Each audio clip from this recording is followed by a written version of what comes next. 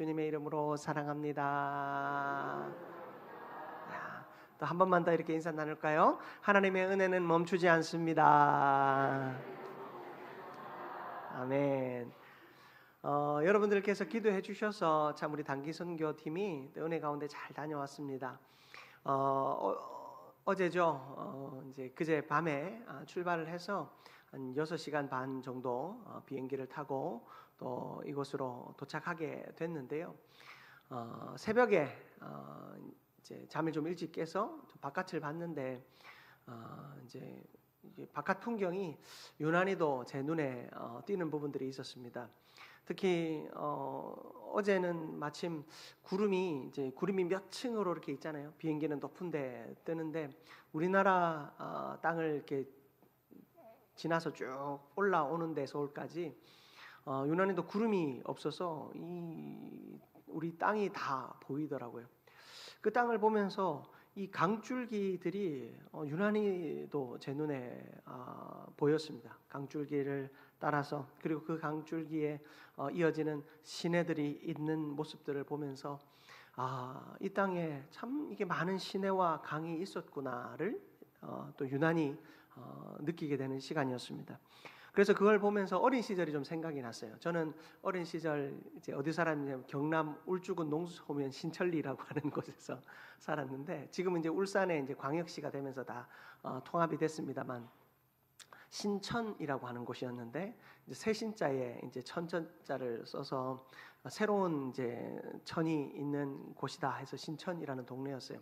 이 동네의 원래 이름이 뭐였냐면 냉천이었어요. 냉천. 차가운 물이 이제 솟아서 이제 강을 이루는 곳이라서 이제 냉천이라고 했는데 그 지역이 이제 일제 시대 때 지명이 이제 몇 행정구역이 합쳐지면서 이제 신천이라고 하는 이름으로 바뀌었어요.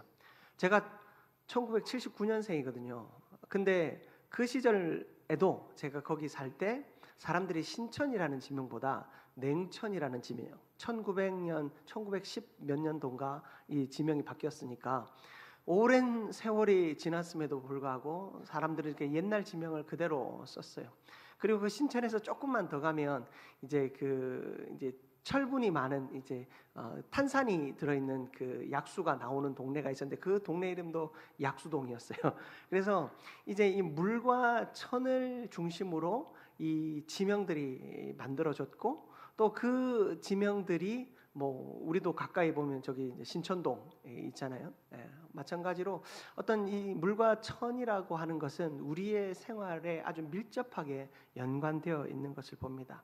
샘이 솟아나가는 곳에 마을이 형성되고 그 샘이 흘러 천을 이루는 곳에 다 사람들이 살았고 그리고 큰 강을 중심으로 문명들이 일어나는 그런 모습들을 우리는 역사를 통해서도 바라봅니다. 그러면서 시편 65편 9절 말씀이 떠올랐어요. 우리 화면을 통해서 같이 한번 살펴봅시다. 땅을 돌보사 물을 대어 심히 윤택하게 하시며 하나님의 강에 물이 가득하게 하시고 이같이 땅을 예비하신 후에 그들에게 곡식을 주시나이다. 아멘. 땅을 돌보시는 하나님, 그 땅을 돌보시는 궁극적인 이유가 뭐냐면 우리에게 곡식을 주셔서 우리의 삶을 윤택하게 하기 위함이시죠.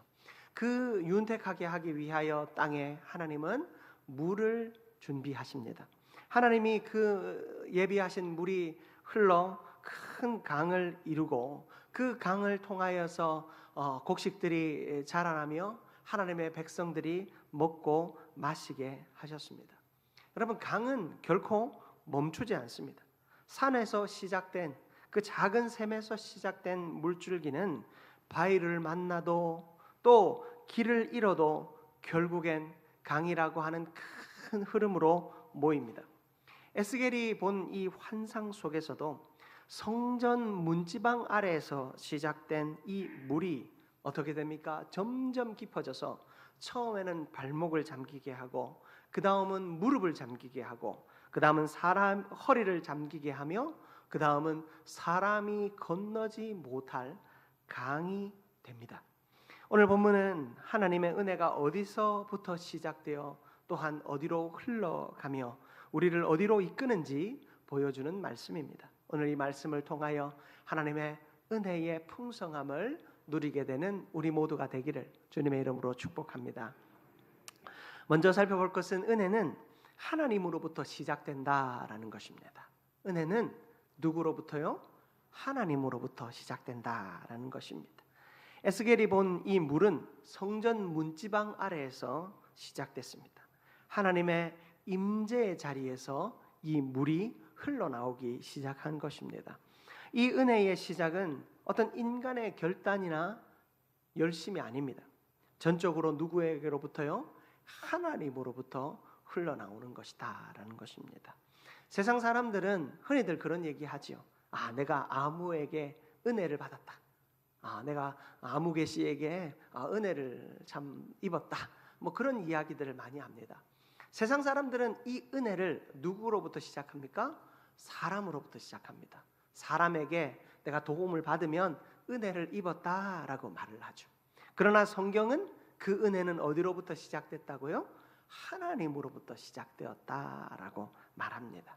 그래서 우리는 은혜를 이야기할 때 사람을 통하여 이야기하지 않고 그 사람을 통해 일하시는 누구요? 하나님으로부터 은혜를 이야기하는 것입니다.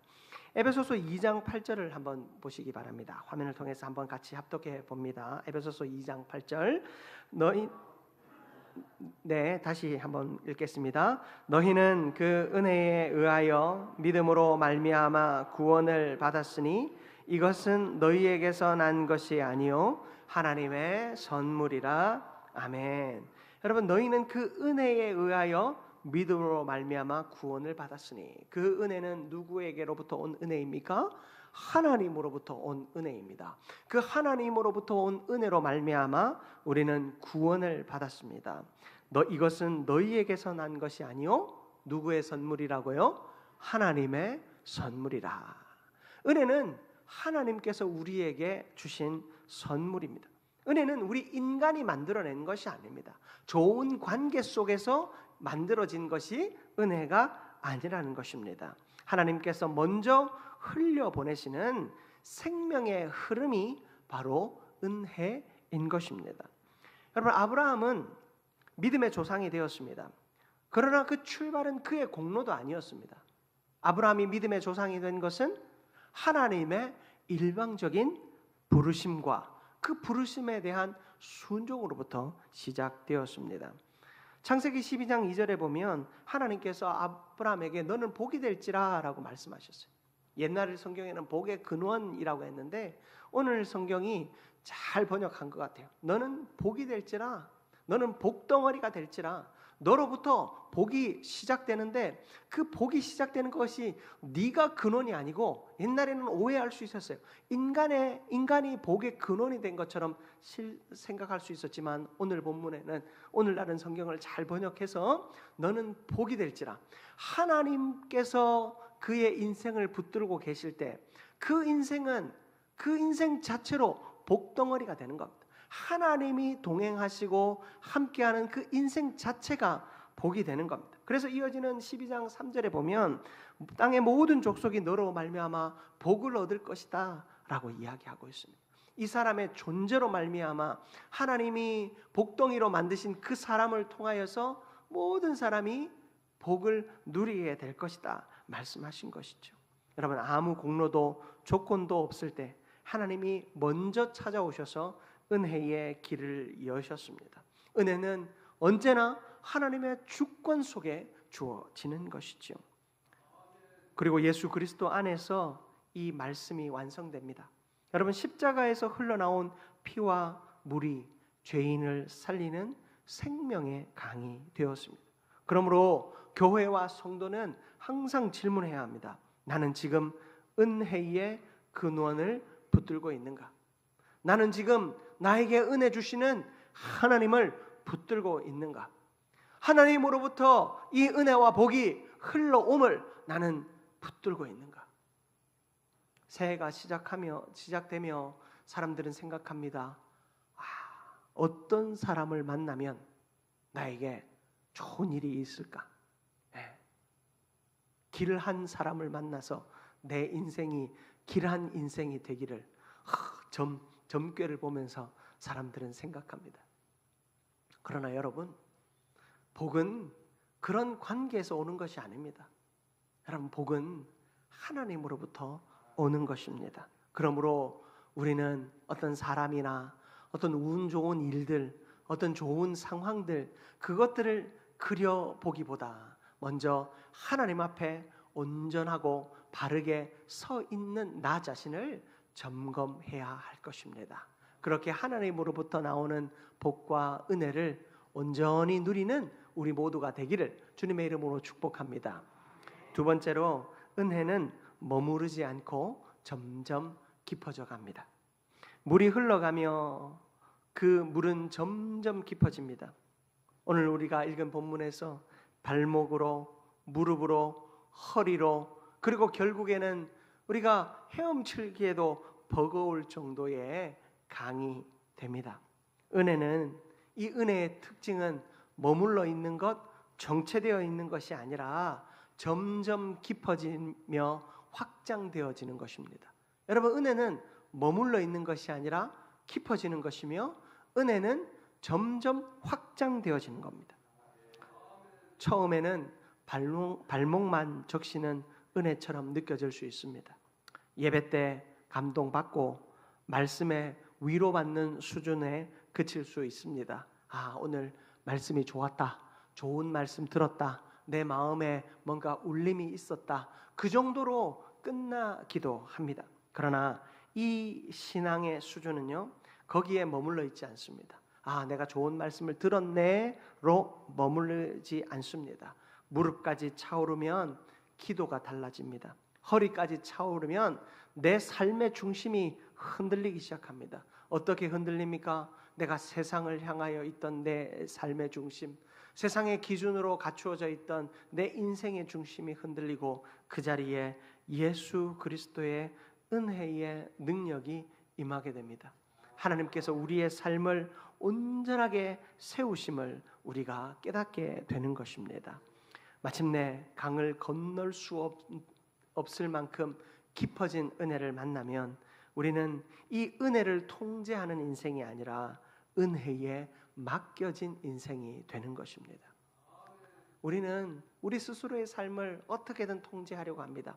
신앙생활도 요만큼만 하려고 합니다. 여러분, 그런 경험 있지 않습니까?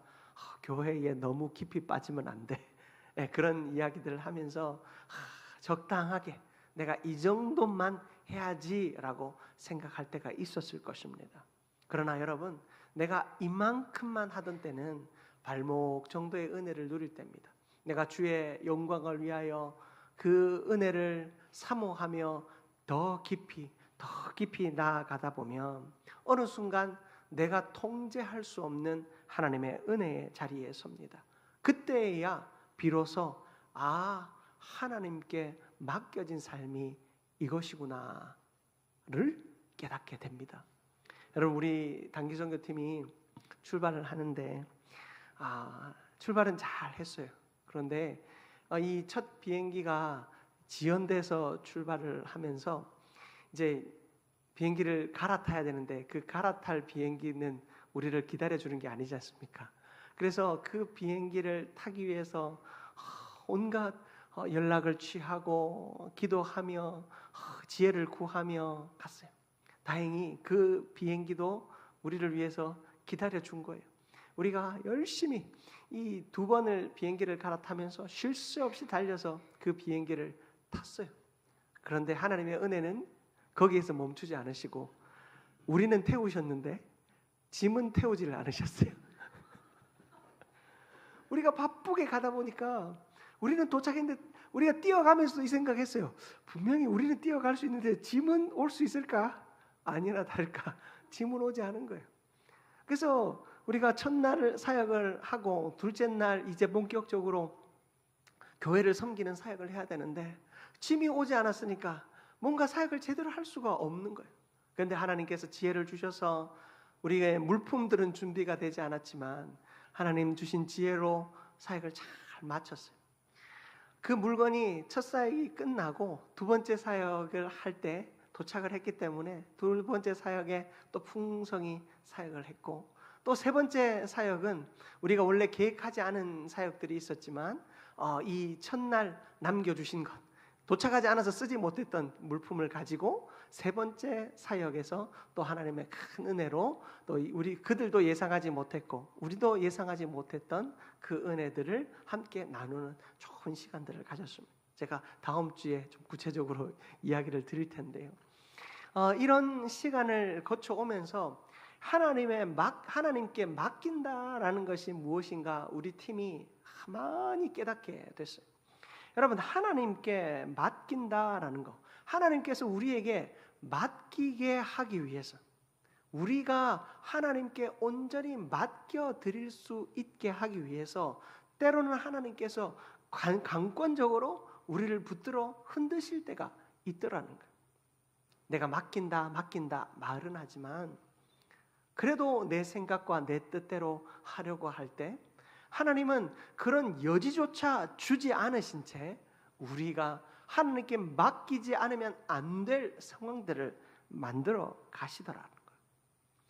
우리의 인생 속에서 때로는 내가 하나님의 뜻대로 한다라고 말하지만, 내가 하나님의 뜻대로 산다라고 말하지만 하나님이 나를 강권적으로 쥐어 흔들지 않으면 정말 그렇게 살아내지 못하는 순간이 사실은 너무나도 많습니다. 내가 하나님의 은혜를 통제하려고 합니다. 내가 계획대로 하려 하고 그 계획 속에서 무언가를 하려고 하면서 결국에 하나님의 뜻대로 되었다라고 말은 하지만 실제로는 내 뜻대로 했던 일들이 너무나도 많다라는 거예요. 그러나 하나님의 은혜의 강이 내 발목을 잠기게 하고 내 무릎을 잠기게 하고 내 허리를 잠기게 하며 그리고 내가 헤엄칠 수밖에 없을 정도로 내 온 몸을 잠기게 만드는 그 순간으로 우리를 이끌어 가실 때 비로소 우리는 은혜를 통제하는 내가 아니라 그 은혜 아래 온전히 맡겨진 인생을 살아가게 된다라는 것입니다. 여러분, 내가 감당할 수 없는 일을 만난다면, 여러분의 인생 속에 내가 감당할 수 없는 일을 하나님이 허락하신다면 어쩌면 그 순간이 가장 위대한 은혜의 순간인 줄 믿습니다. 여러분, 그런 믿음으로 다시 한번 그 상황들을 바라보십시오. 내가 어찌할 수 없는 이 상황 속에서, 내가 어떻게 할 수 없는, 내가 통제할 수 없는 이 상황 속에서 하나님이 나에게 하나님께 맡기라고 말씀하시는구나. 여러분, 그 하나님의 선한 뜻 앞에 무릎 꿇어보시기를 바랍니다.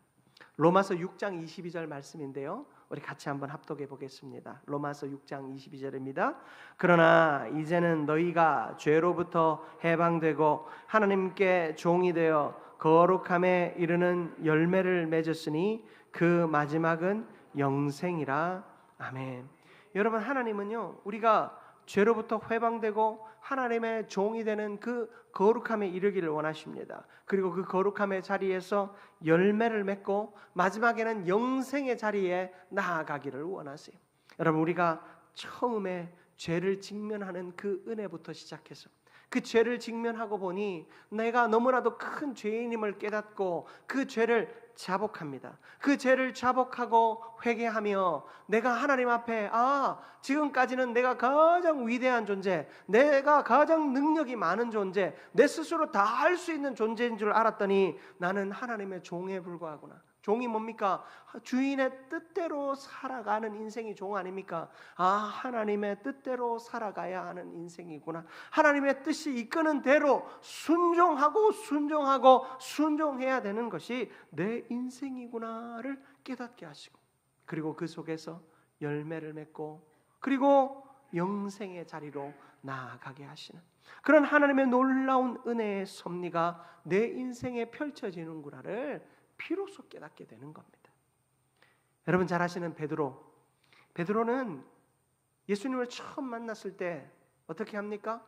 자신의 모든 것을 다 내려놓고 주님을 따랐습니다. 그리고 주님께서 십자가를 지신다 할 때 주여 내가 주와 함께 오게도 가고 죽은 데에도 가기로 각오합니다. 말합니다. 그런데 예수님께서 그러냐? 네가 닭 울기 전에 나를 3번 부인할 것이다 말씀하셨잖아요. 실제로 베드로는 어떻습니까? 예수님을 부인합니다. 부인하는 것으로 끝나지 않고 저주하기까지 이릅니다. 누가복음 22장 54절에 보면 예수님이 이 군병들에게 잡혀 대제사장의 집으로 갈 때 베드로는요 가서 그 예수님을 구해오지 못하고 멀찍이 떨어져서, 성경은 그가 멀찍이 따라가니라 라고 기록하고 있어요. 그가 멀찍이 떨어져서 처음에는 예수님을 위해서 죽겠다라고 말했지만 위기의 순간 앞에서는 주님을 멀찍이 떨어져서 갑니다. 그리고 결국에 부인하기까지 하지요. 그런 그가 예수님이 부활하신 후에 다시 찾아오셨을 때 그는 자신의 모든 생명까지 다 내어드리는 자로 거듭나게 됩니다. 실제로 베드로는 일설에 의하면 십자가에 거꾸로 매달려 순교했다라는 이야기가 있을 정도입니다. 여러분, 우리의 신앙의 자리는 그렇습니다. 처음 내가 믿고 그 믿는 믿음에 취하여서 스스로 믿음의 크기를 착각할 때가 있습니다. 야, 나 정도 되면, 이 정도 믿음 되면 괜찮은 거 아니야? 그리스도인으로서 이 정도 살면 충분한 거 아니야? 라고 우리 스스로에게 말합니다. 그러나 그럴 때일수록 하나님은 우리를 잡아 거꾸러뜨리더라고요.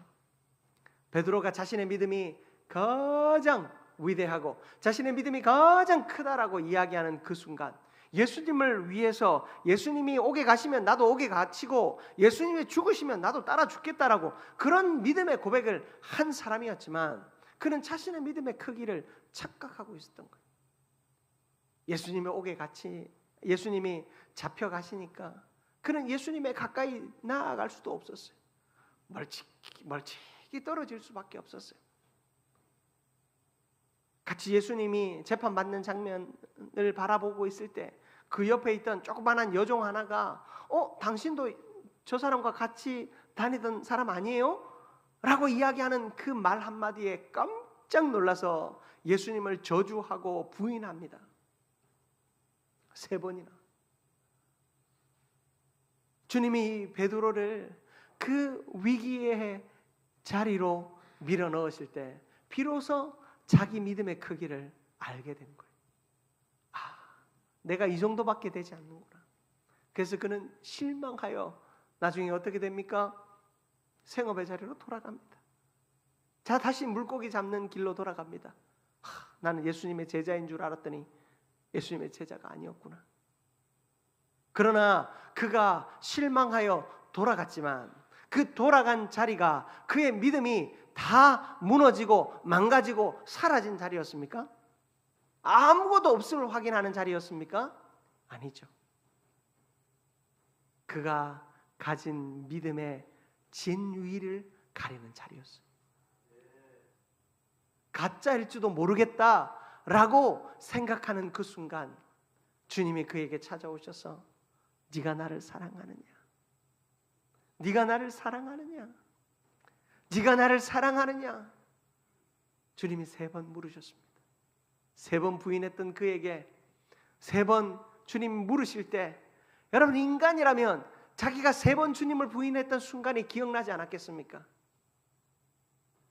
그런 자신을 바라보며 주님 앞에 솔직히 고백합니다. 내가 주님을 사랑하나이다. 내가 주님을 사랑하나이다. 내가 주님을 사랑하나이다. 자신의 믿음이 진짜임을 그 순간 발견하게 된 거예요. 사랑하는 성도 여러분, 우리 인생은요 성화의 길을 걷습니다. 성화가 뭡니까? 그리스도를 닮아가는 것 아닙니까? 예수 그리스도를 닮아가는 인생의 길을 걸어갑니다. 때로는 실패할 수 있고 실수할 수 있습니다. 우리가 잘 준비했지만 하나님 우리가 완벽하게 준비했으니까 주님께 맡겨드립니다가 아니라 우리 단기 선교팀이 잘 준비해서 나갔지만 하나님이 아예 짐이 도착하지 않게 하셔서 우리의 모든 준비를 막으시고는 그때부터 하나님께 맡기라 말씀하셨고 그 맡김의 참 의미를 배우게 됐어요. 우리 인생 속에 혹 힘들고 어려운 일들이 찾아오십니까? 그때가 오히려 하나님께 맡겨야 되는 순간임을 기억하시기 바랍니다. 그리고 그때 비로소 하나님께 온전히 맡김으로 내 위기의 순간이 내 믿음이 주님 앞에서 참 믿음이라는 사실을 깨닫게 되는 은혜의 순간임을, 그런 은혜를 맛보는 우리 모두가 되기를 주님의 이름으로 축복합니다. 마지막으로 은혜의 강물은 우리를 살리는 생명의 통로가 됩니다. 에스겔 47장 전체를 보면 이 강물이 흘러가는 곳마다 생명이 살아나는 것을 볼 수 있습니다. 죽음의 바다도 소생합니다. 은혜는 개인의 만족으로 끝나지 않습니다.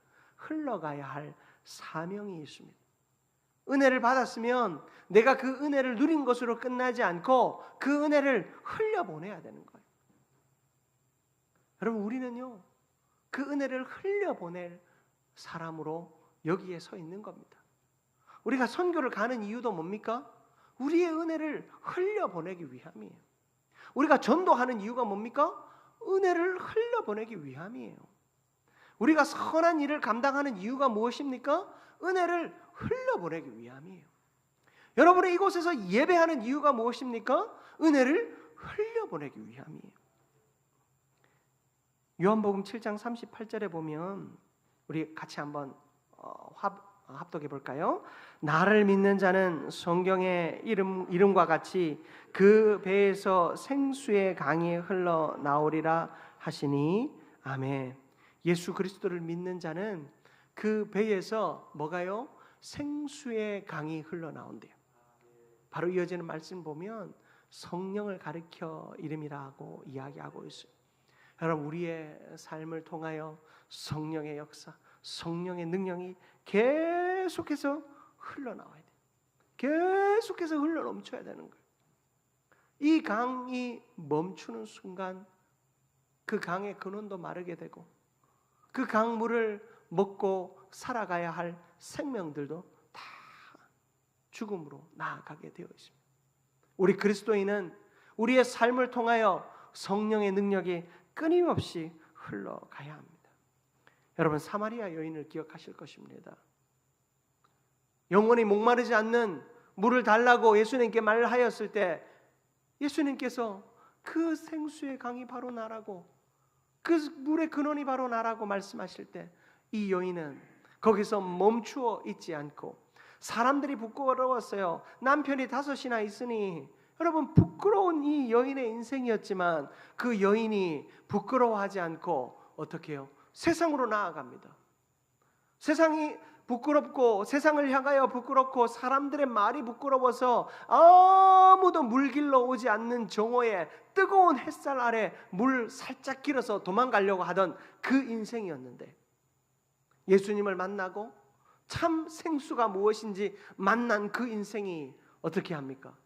세상을 향해 나아가는 겁니다. 내가 인자를 만났다고, 내가 성경에 말하는 그를 만났다고, 내가 메시아를 만났다고, 내가 그리스도를 만났다고 세상 사람들을 향하여, 그 마을 사람들을 향하여 뛰어나갔습니다. 그리고 그들에게 예수 그리스도께로 초청하는 일을 했어요. 여러분, 우리 그리스도인들의 삶이 이러하지 않을까요? 우리 그리스도인의 삶은 하나님 앞에 너무나도 부끄럽고 세상 사람들을 향하여 고개 들 수 없을 만큼 약한 존재입니다. 한번 말씀드린 적이 있는 것 같은데, 어떤 사람들은 왜 교회는 세상보다 더합니까? 왜 교회는 사람들이 이 모양입니까? 그런 질문들을 던집니다. 저는 대답합니다. 당연하죠. 죄인이 모인 곳이니까요. 죄인들이 모인 곳이니 당연하죠. 세상 사람들은 그 속에 죄인들 사이에 몰려 있으니 표가 잘 안 나지만 하나님의 말씀이 선포되어지는 이 교회 가운데 죄인이 앉아 있으면 너무 표가 나는 거예요. 너무 표가 나는 거예요. 청소년 자녀들 학교 가면 그 입에 욕을 달고 살잖아요. 근데 교회 오면 그 욕 안 하려고 말을 안 하는 건지 애들이 말을 안 해요. 근데 한마디씩 하면 그런 게 한마디씩 툭툭 튀어나올 때마다 자기도 뭐가 뜨끔하고 보는 사람들도 이상하고, 세상에서는 너무나도 자연스러워요. 욕하고 비방하고 싸우고 다투는 것이 너무나도 자연스러워서 아무렇지도 않지만, 교회에서는 그 비슷한 말 한마디만 나와도 사람들이 다 쳐다봐요. 왜요? 이곳은 죄인들이 모여 있는 곳이라 표가 납니다. 그러나 그 죄가 드러나면 드러날수록 우리는 더 우리의 죄와 직면하게 되고 우리의 죄를 주님 앞에 회개하며 거룩한 사람으로 바뀌어져 가는 거예요. 그리고 그런 우리가 나가서 예수를 전해야 되는 거예요.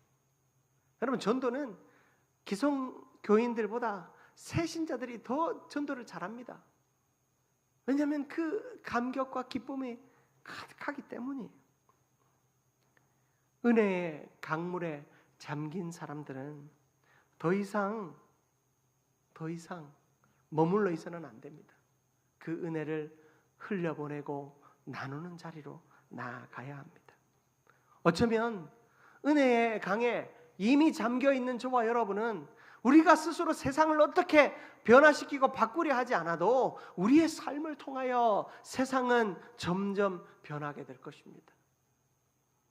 은혜를 누린 저와 여러분, 머물러 있지 말고 주의 사명을 위하여 온전히 달려가는 은혜가 있기를 축복합니다.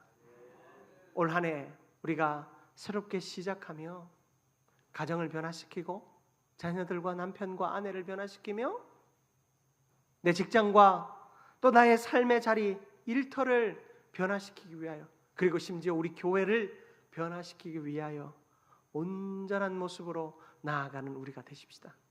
받은 은혜를 흘려보내는 그런 믿음의 공동체 되십시다. 그렇게 하나님이 기뻐하시는 온전한 삶으로 나아가는 우리 모두가 되기를 주님의 이름으로 축복합니다. 사랑과 은혜가 충만하신 하나님 아버지, 너무나도 감사합니다. 오늘도 멈추지 않고 흘러가는 은혜의 백성들 되게 하여 주옵소서. 하나님, 우리의 삶을 통하여 하나님의 거룩한 능력이 나타나며 그렇게 2026년을 새로움으로 시작하는 우리가 되게 하여 주옵소서. 예수 그리스도의 이름으로 기도드립니다. 아멘.